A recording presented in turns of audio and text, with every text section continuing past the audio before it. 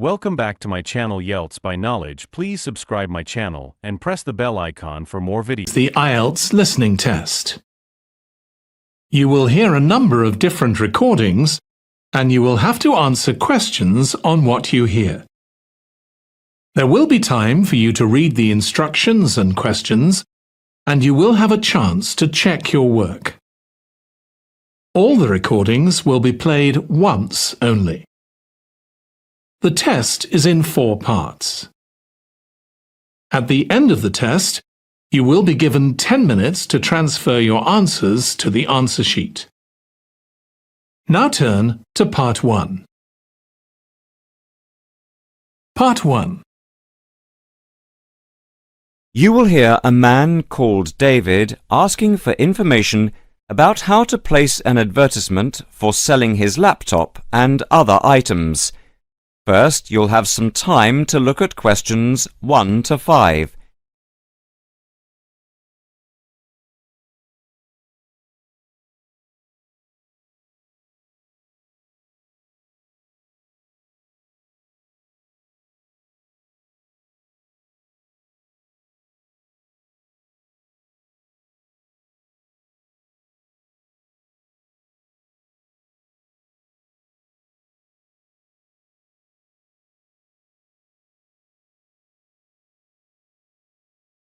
Listen carefully and answer questions 1 to 5.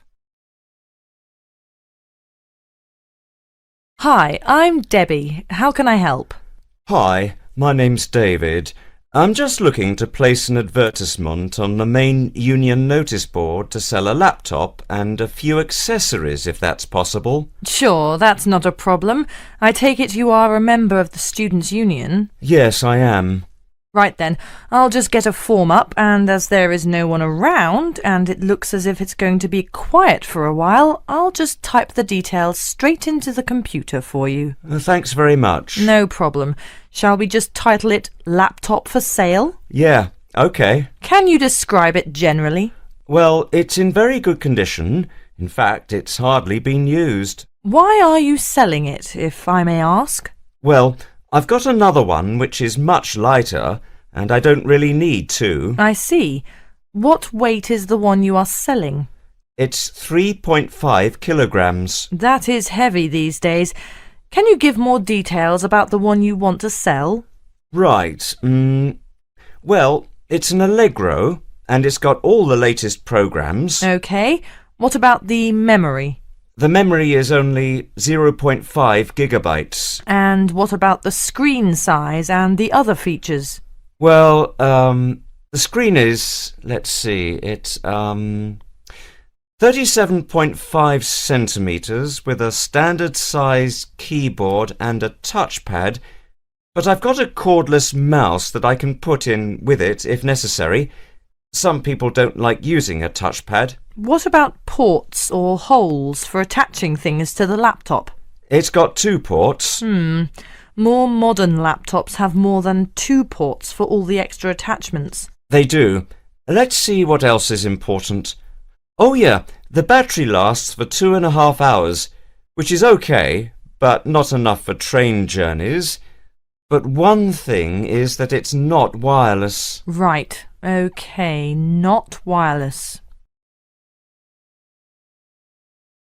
Before you hear the rest of the conversation, you'll have some time to look at questions 6 to 10.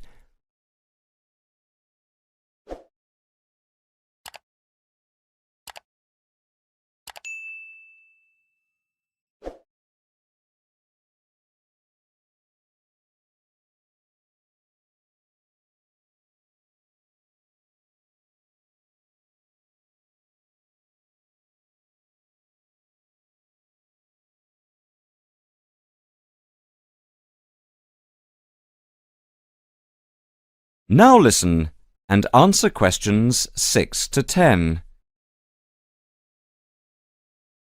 Anything else I can put on the advertisement? There's a webcam built at the top of the screen, and I can throw in a printer, a scanner and headphones, which I got with it in a special deal. It also comes with its own case for carrying it around. Actually, the case is quite smart. I'm hoping these things will help it sell. They should do. Right, I think I've got all that. How much do you want for it? That I'm not sure about. It's worth about £900 to £1,000 new. Yeah, but you won't get that much if it's used, and even if it's in good condition. What about £500? I doubt if you'd get as much as that. More like £200 or £300. If you look at the notice board, there is one on there which is comparable to yours, and it's not more than about £250, I think. As little as that? I'm afraid so. Shall we say £300? OK, put that. Can I take some contact details for the advert? The name's David Bristow. Bristow? Yes, that's it. And a mobile or email? Both if you want. That's 09875 423387. That's it. If you send the picture, I'll add it and print it out and stick it up for you. OK, I can get that to you today. Right, I'll type in here, advert placed the 22nd of October. Fine, and good luck with the sale. Thanks.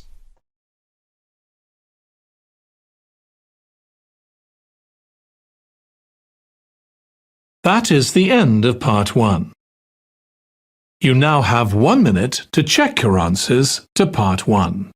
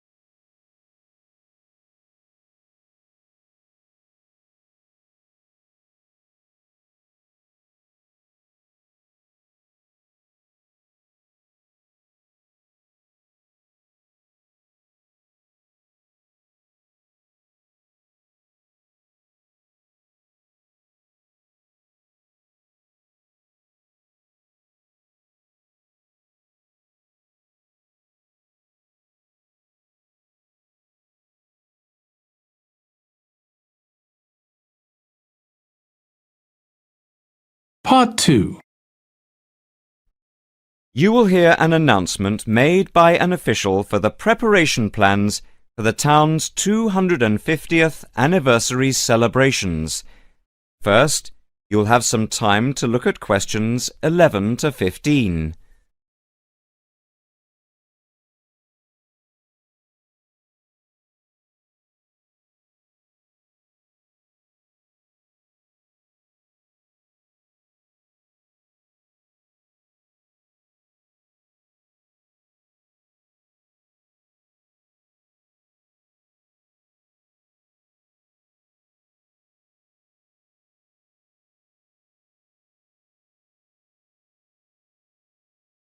Now listen carefully and answer questions 11 to 15. And now for the preparation plans for the town's 250th anniversary celebrations. We are going to follow the same system we had last year, but with a few changes to increase the party spirit. First of all, this time we are going to make the concert on the beach open to everyone without charge. This is because we have been given money by the council for the celebration, and also because last year we had so many problems with keeping people out who had not paid. And on top of this, people will not have to pay for refreshments either, as these are being donated. Right now, we are going to divide into 4 teams. The first one, the beach team, will be responsible for cleaning up the beach on the Saturday morning, picking up litter, bottles, plastic bags, wood, and anything else that's lying around. Everyone is meeting at the beach shop at 8 a.m. It's an early start, but we want to give everywhere a good, thorough clean. We have had permission from the council to close the beach to get it ready for the anniversary celebration on Sunday. The second team will be responsible for setting out seating in the square for the speeches and prize giving. Again, an early start is preferable. But the vans with the seats can't be there until 9 a.m., so shall we say that everyone should meet at the village hall at 9:30? Starting then will allow extra time if the vans are late. Before you hear the rest of the talk, you will have some time to look at questions 16 to 20.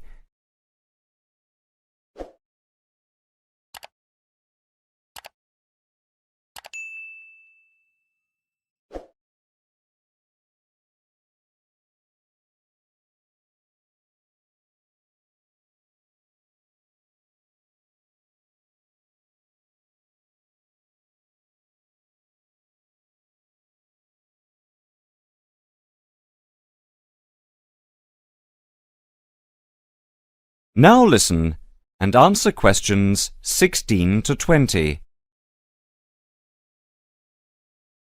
Now the third team will be the judges. For each of the various competitions we will have 3 judges. On the whole, they will have had experience of judging before. There will be a boat race, a swimming competition, and the best fancy dress.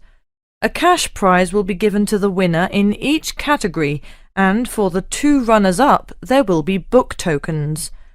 There is a sponsored mini-marathon, and by the deadline, lunchtime today, we had 263 applicants with ages ranging from 15 to 60. That's 80 more than last year. Each entrant has paid a £20 registration fee to enter, and all the profits will go to the local children's hospital to help fund much-needed specialist apparatus. The fourth team consists of the wardens for the day itself. We are expecting at least 10,000 people if last year is anything to go by. The fields near the entrance to the beach can be used as car parks, and we need wardens to help make sure the actual parking is more organised than last year, which was a mess. We also need someone to be in charge of the first aid, which will be at the entrance to the beach. Finally, we need some volunteers for the clean-up. Last year we didn't do this very well, and so the council has agreed to provide large bags to collect all the recyclable material like glass and plastic, etc. But we have to deal with the rest like leftover food ourselves. We don't want to leave piles of rotten food around or dangerous bottles.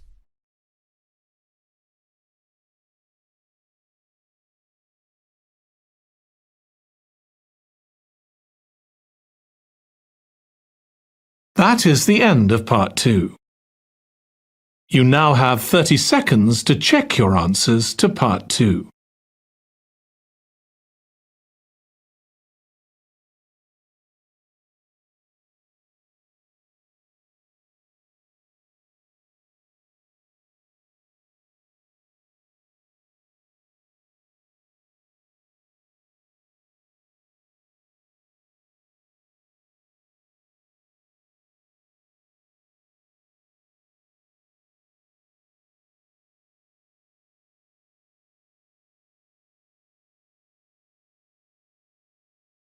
Part 3.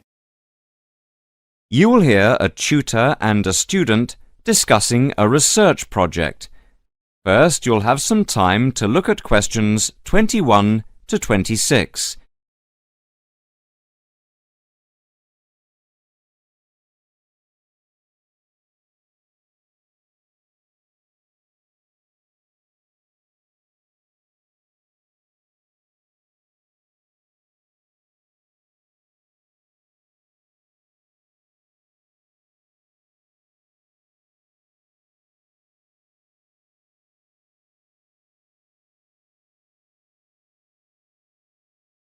Now listen carefully and answer questions 21 to 26.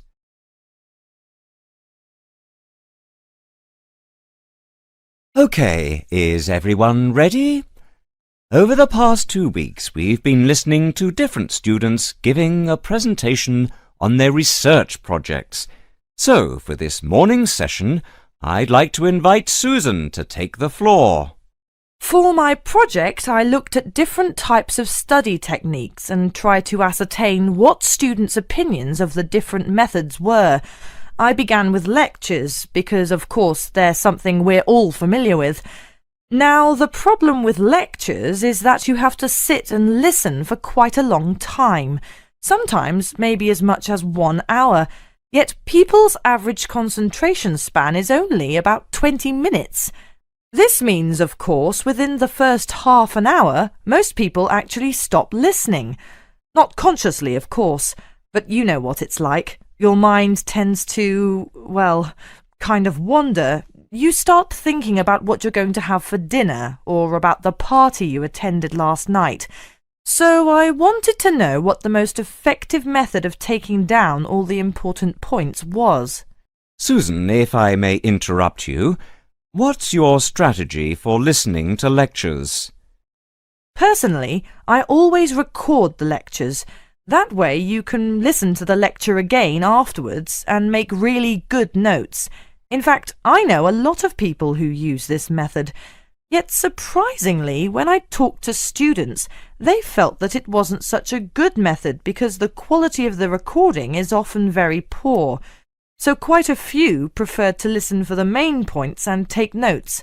Some even used a form of shorthand, abbreviations and symbols, that sort of thing.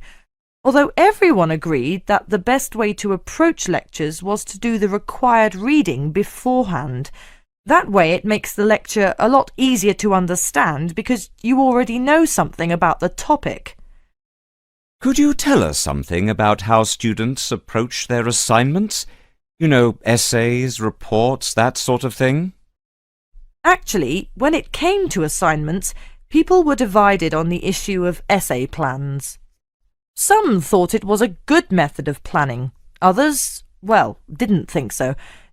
Generally, though, most students didn't really express much of an opinion. Brainstorming, however, was different. Just sitting down and thinking of as many ideas as you can. Just about everyone said it was a really good method of preparing to write an assignment, especially if they got together in groups. This, they said, was by far the best method because it helped them to really analyse the issues. Discussing ideas was the same. In fact, many respondents claimed they often got together with friends for the purpose of discussing ideas, even if they weren't preparing an assignment. They said it helped them to understand the lectures better and, surprisingly enough, get better grades in their exams. Now, reading, like lectures, is a necessary part of student life, and we all know how much time we spend with our head buried deep in a book. But what exactly is the best way to read? Well, I discovered that hardly anyone tries to read the whole book or even whole chapters, but skim reading came out a real favourite. The majority of students I spoke to, in fact, found this to be a really effective technique because it saved lots of time and it meant they could absorb far more knowledge this way. Before you hear the rest of the conversation, you'll have some time to look at questions 27 to 30.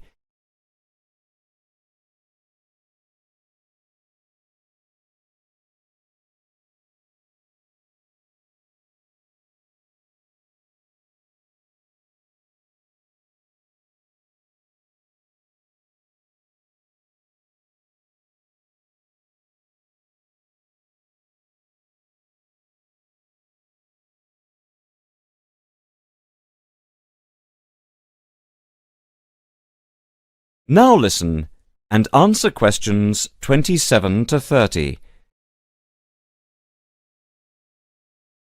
Susan, in your opinion, what do you think is the biggest problem students face at university? Time management. What I mean to say is that it's a much underestimated skill, and because it's underestimated, it's an area often neglected by students, especially young students who are used to other people planning their time for them. So I set about asking students exactly how they planned their time. Interestingly, however, nearly everyone said that time management was significant, yet few people actually used the technique. Most commented that they were too busy with their studies. When it came to studies, I found that the vast majority of students worked part-time, generally in the evening, which most respondents claimed was the best time to study because they'd been thinking about the subject all day and many ideas were fresh in their minds. In fact, they said having to work was the biggest burden they had because it meant they couldn't study in an evening and had to study on weekends instead, when they needed to relax and forget about their studies. A few of the respondents even said they got up early in the morning to study. On the whole, I found that time management is most people's biggest problem, and I feel that more should be done by the university to help students to plan their time more effectively. Sorry, Susan, but I'm going to have to ask you to start wrapping up now. We're quickly running out of time. OK, well, the final component of my research was the dreaded exams. Now, I don't know about you, but I really hate exams. But when I talked to the students, I found that some students actually liked them. They were very much in the minority, though, and most students preferred not to have them. I was, of course, interested to learn just how students prepare for their midterm and end-of-term exams, and here people were evenly divided on the issue. I found that most of the younger students preferred to cram. That is to say, they'd spend many hours just before the exam trying to learn as much as possible.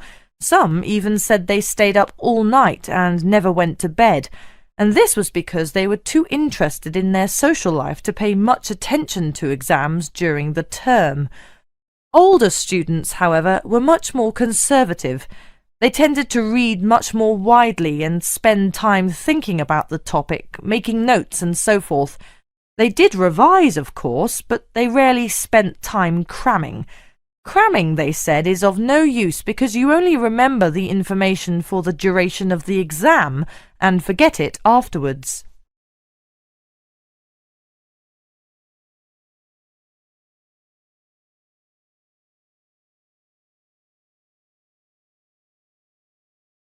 That is the end of part 3. You now have 30 seconds to check your answers to part 3.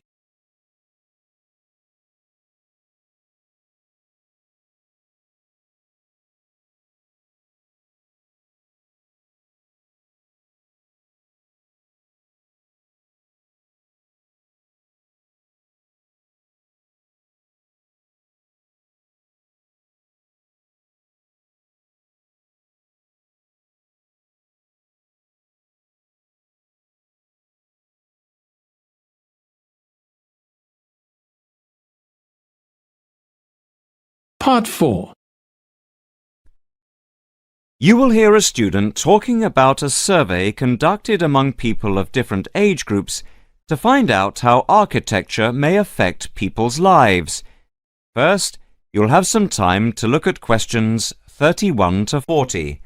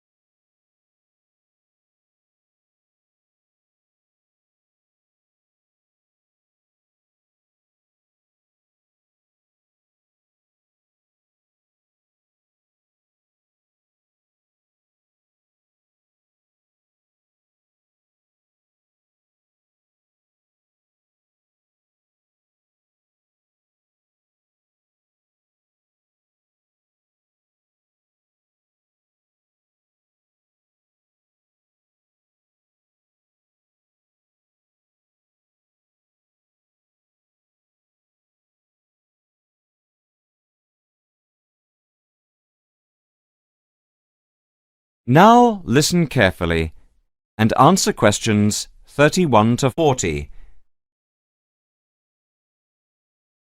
My group has been doing a project on the importance of architecture in people's lives and whether it has any impact on the lives of people in general. The main part I have played is in the collection of data to find out what effect, if any, various buildings have on people's mood, i.e., whether ugly buildings make people unhappy and whether beautiful buildings do the opposite. We had originally thought of starting measuring people's reactions by using a questionnaire with about 40 questions, which we were going to hand out to people, including students at the university. But we were worried that doing the questionnaire would be too time-consuming for people to fill in, so we gave up the idea. I then asked several of the postgraduate students for advice. One of them came up with the simple idea of showing people images of various buildings from different eras and styles instead of giving out the questionnaire, and asking them to indicate how they felt on a scale of 1 to 5 about the images, where 1 was unhappy and 5 was very happy. People would also be given the option of not saying what they felt. Using the scale meant that it would be much simpler to record people's reactions. I decided to follow this advice, and so the first stage was to collect a large number of images. I used Google to print off colour images of views of houses and apartment blocks where people live, and different types of buildings where they work. I started with about 30 or 40 and reduced them to 10 images. Media resources in the Amory building at the Judd Street branch of the university helped me produce the final images. I had them blown up to A4 size, and we used colour rather than black and white to make the detail on the images clearer. We made 5 sets of images, and for protection when handling, we pasted the images onto hard card. Then, using a machine to wrap them with plastic, we laminated the cards.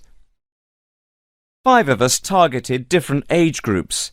We went to a local school where we obtained permission to ask a group of teenagers between 11 and 18. We also asked a sample of the general public, including tourists from all over the world, as they exited the Tate Modern in London, what they thought. We aimed to ask people from different age groups, namely 20 to 40 and 50 and over.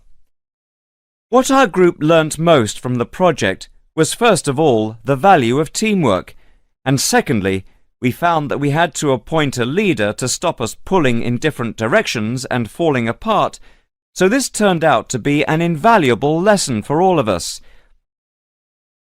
As to the findings, for us they proved intriguing. In the end, the sample consisted of 311 respondents.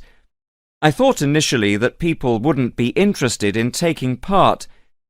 With the youngest age group, their reaction was very mixed. It was clear that the youngest group had no pattern of preference at all, as they frequently gave no reaction to the pictures. For the 20 to 40 age group, we found that they tended to score more in the middle range, around 3. We found that out of the 3 groups, the most likely to be favourably affected by the images, that is, they were more likely to score the images as 5, were those aged 50 and above. And nobody in this age group failed to say what their reaction was, which was unique for the 3 groups. In total, I have to say that about 71 people indicated that they had no reaction at all to an image. Our general conclusion is that we need to find out more about why people react as they do, by perhaps giving them a chance to give reasons for their decisions. I would like to finish there and give my teammates a chance to add anything I have missed or take any questions or suggestions.